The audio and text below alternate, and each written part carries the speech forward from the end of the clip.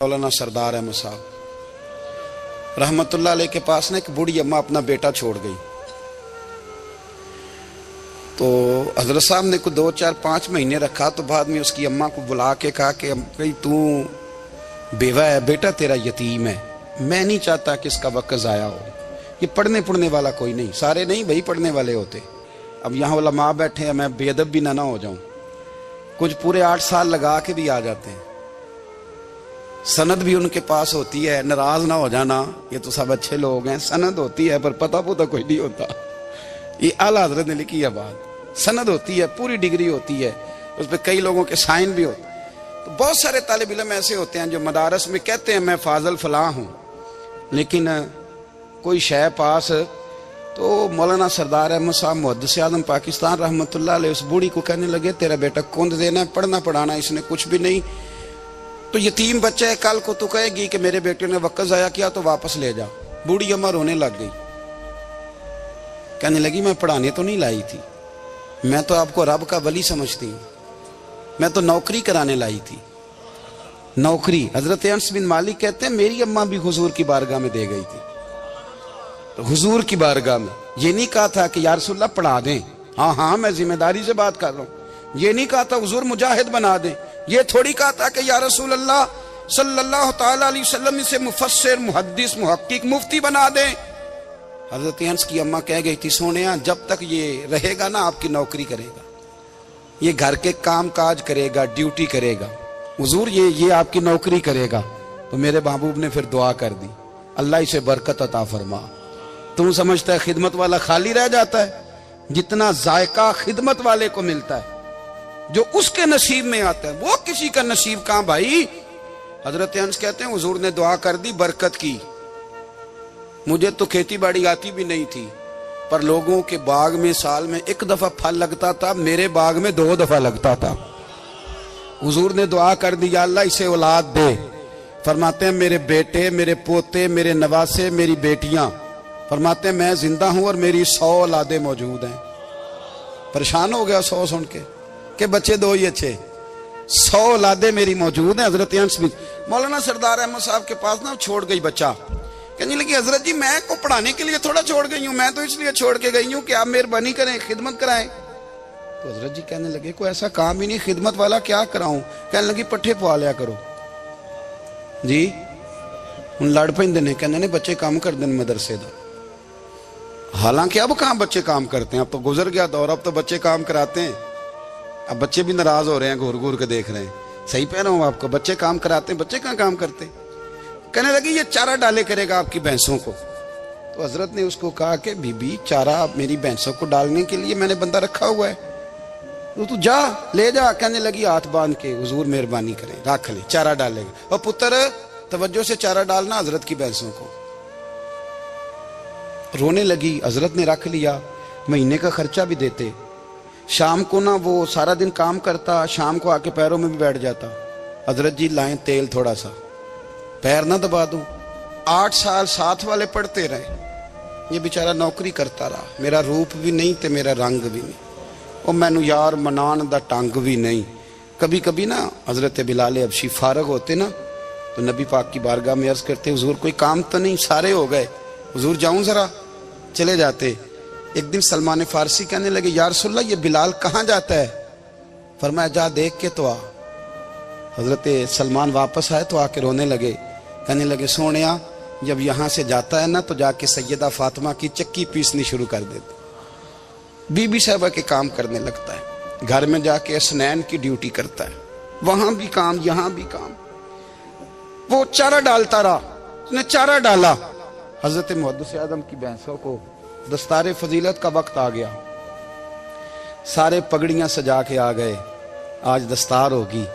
ये ना पीछे होके बैठ गया, क्योंकि पढ़ा ही नहीं था। तो दस्तार का है कि दस्तार तो उसकी जो पढ़ेगा, हमने तो पढ़ा ही नहीं, हमने तो यार पढ़ा, घर पढ़ा, ड्यूटी करी।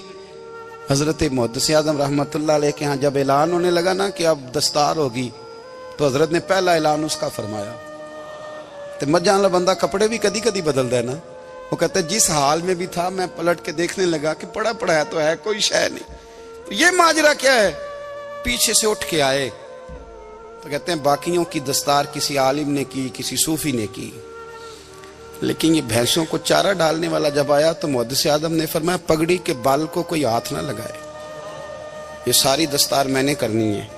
और फरमाते हैं हजरत बाल भी देते जाते थे और आंसू भी बहाते जाते थे, माथा भी चूमते थे और फरमाते थे दस्तार के बाद चला तो नहीं जाएगा यार, मुझे तो इबादत भी नहीं रह गई, मुझे तो चाबियों को भी नहीं पता कौन सी कहाँ रहती है, जाएगा तो नहीं तू? तो रो पड़ा, कहने लगा सोने जाए तो वो जिसके पल्ले कुछ है हो, आता जाता तो है कुछ नहीं, मुझे किसने रखना है, मैंने कहाँ जाना है, इधर कहाँ तो इधर ही रहूंगा।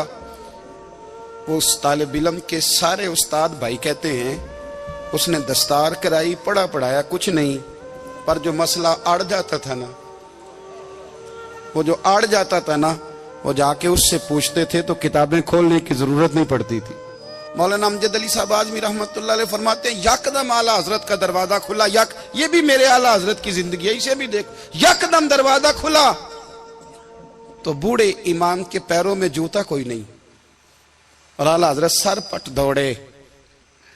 मैं करीब गया, मैंने कहा हुजूर मैं सदके जाऊं, कहां जा रहे हो? कहने लगे किसी ने बताया मेरा मुर्शद का बेटा रेलवे स्टेशन से गुजरने वाला है, अमजद अली देर न कर यार, कहीं शहजादा नाराज ना हो जाए, मेरे मुर्शद का बेटा, मेरे शेख का पोता, यार जरा जल्दी कर। कहते हैं आला हजरत दौड़े रेलवे स्टेशन पे, उन्हें अगर फतवे लिखने आते थे किल के रजा है खंजरे खूंखार बरकबार, तो वो ये भी कहा करते थे कैसे आकाओं का बंदा हूं रजा, बोल बाले मेरी सरकारों के। दौड़े गए रेलवे स्टेशन पे और बूढ़े शेख सदरुल शरिया कहते हैं मैंने कहा हुजूर मैं ना चला जाऊं? कहने लगे ना पुत्र, मैंने बड़ा नमक खाया उस घर का, मैंने बड़ी नौकरी करी है, मेरी अपनी ड्यूटी है, तुम्हारी तो नहीं ना। मेरे शेख फरमाते रेलवे स्टेशन पे हजरत खड़े हैं तो एक मुसाफिर उतरता, उसके करीब जाते अदब से सलाम लेते तो कहते मारेरा शरीफ से तो नहीं कोई आया? कहते वो मुसाफिर गुजर जाता, दूसरा आता तो फिर करीब जाते, कहते वो उसके आस्थाने से तो नहीं आए, उधर से तो नहीं कोई आया। कहते सारे गुजर गए, जिन मुसाफिरों ने उतरना था उतर गए, ट्रेन चल पड़ी। तो मैंने कहा हुजूर किसी ने आपको गलत इत्तला दी थी, शहजादे तो आए नहीं। कहने लगे यार इत्तला गलत थी या ठीक थी, पर यहाँ तक आने का मजा बड़ा है। आप समझ सकते हैं आला हजरत के दो बेटे हैं, हुज्जतुल इस्लाम मौलाना हामिद रजा खान साहब और मुफ्ती आज़म आलम इस्लाम, दोनों शहजादे इतने बड़े शहजादे थे कि दोनों अपने अपने वक्त के सबसे बड़े मुफ्ती हुए। ये भी तो मेरे आला हजरत है ना, इसको भी तो जरा समझो ना। खुशकी और फिर खुशकी और फिर खुशकी।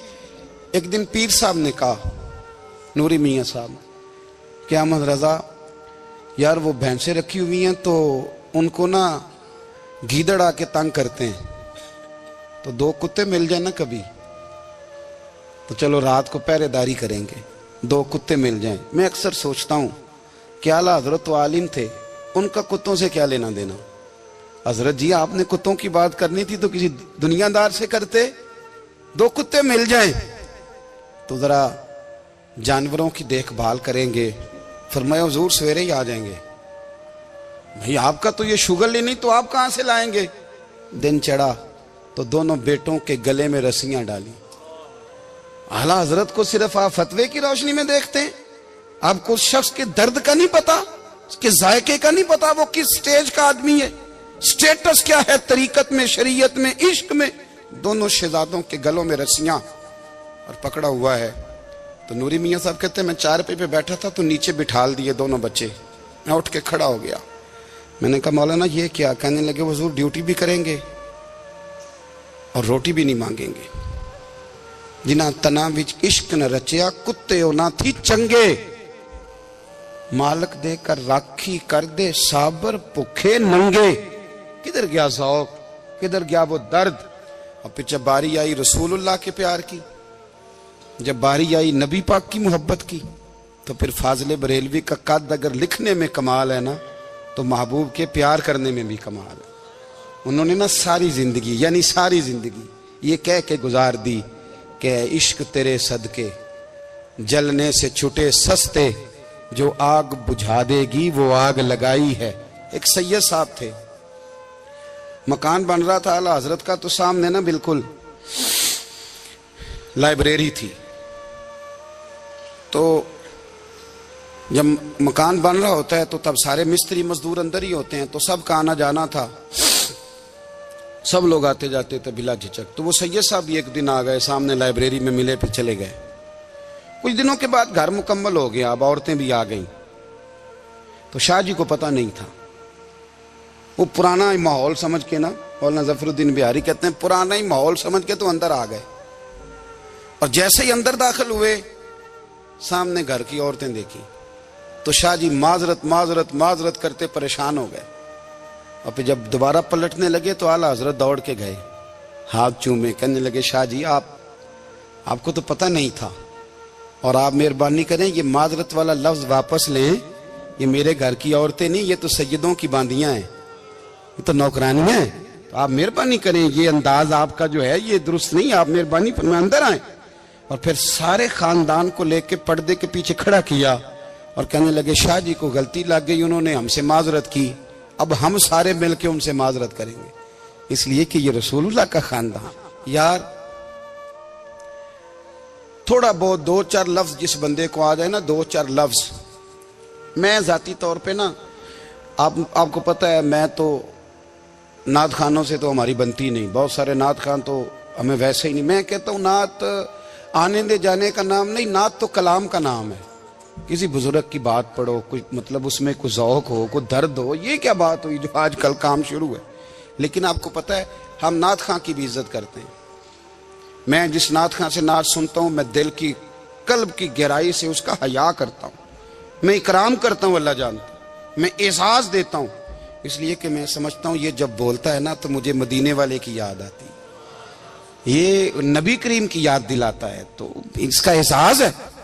आला हजरत फाजिल बरेलवी रहमतुल्लाह ताला अलैह ने नबी करीम से मोहब्बत की और हुजूर सैयद आलम सल्लल्लाहु अलैहि वसल्लम से ताल्लुक रखने वाली हर शय से मोहब्बत की।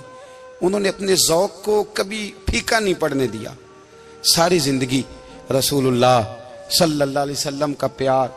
थोड़े दो चार लफ्ज मेरी तरह किसी शख्स को आ जाएं तो वो अदब अदाब के दायरों से निकल जाता है, वो हर चीज को किलो काल के जायके में रखता है। इसलिए मुल्ला रूमी फरमाया करते थे, सेठ आदमी हो ना, जेब में पैसे हो तो उसका पीर कोई नहीं होता। अगर कोई ओहदा मिल जाए, बंदा किसी दर्जे पे पहुंच जाए तो उस बंदे का भी मुर्शद है, और अगर चार लफ्ज पढ़ जाए तो अक्सर मेरी तरह के बंदे खलीफे होते हैं, मुरीद नहीं होते। नाराज तो नहीं हो गए आप लोग? मेरी तरह के लोग ना खलीफे होते हैं, बताते हैं 14 जगह का खलीफा हूं तो सवाल ये है कि गुलाम किसका है? मेरी खिलाफ थे ओ खुदा के बंदे, गुलामी असल चीज है। आला हजरत फाजिल बरेलवी रहमतुल्लाह ताला अलैह ना लोगों से पूछते, जब कोई मदीने से आता, मक्के से आता, हज करके आता तो पूछते मदीने गए थे? सदरुल शरिया रहमतुल्लाह अलैह फरमाते हैं किसी ने कान में आके कहा हुजूर वो मोची हज करके आया। पक्की बात है हुजूर? हाँ। फरमाया चलो चलें। हजरत जी वो लिखना नहीं, तो मैं आके देखते हैं। हजरत मेहमान ओए आके देखते हैं, कहते दौड़ने लगे, वो जूते गांठ रहा था। जाके पूछा हज करके आए हो? कहा हाँ। मदीना शरीफ गए थे? वो जिस बंदे के पास लोग तारीखें लेने जाएं तो टाइम ना मिले, भाई आज मदीने गए थे? कहने लगा जी बड़ा करम किया सरकार ने, मैं तो 1.5 महीना रह के आया हूं। कहते हैं जुब्बा कहीं, पगड़ी कहीं, कलम कहीं, शागिर्द कहीं, मुरीद कहीं, और अंदर नहीं, हुजरे के अंदर छुप के किसी की तादीम नहीं, चौक में मोची जूते गांठने वाला दुनिया देख रही है। आला हजरत झुके और मोची के पैर चूमने शुरू कर दिए। लोग पकड़ दें, हुजूर ये क्या? वो भी पैर, कहने लगे पीछे हट जाओ, ये वो कदम है जो मेरे मुस्तफा करीम के दरे दौलत से होके आए। हरम की जमीन और कदम रख के चलना, अरे सर का मौका है वो जाने वाले। ये जायका, ये दर्द, तो आला हजरत ने ना ज़ौक़ वाली जिंदगी गुजारी, अदब वाली जिंदगी गुजारी, प्रेम वाला वक्त गुजारा, इश्क वाला वक्त गुजारा। हजरत बिलाल हबशी कभी सिपा सालार बने थे किसी जंग में, किसी सूबे के गवर्नर बने हो?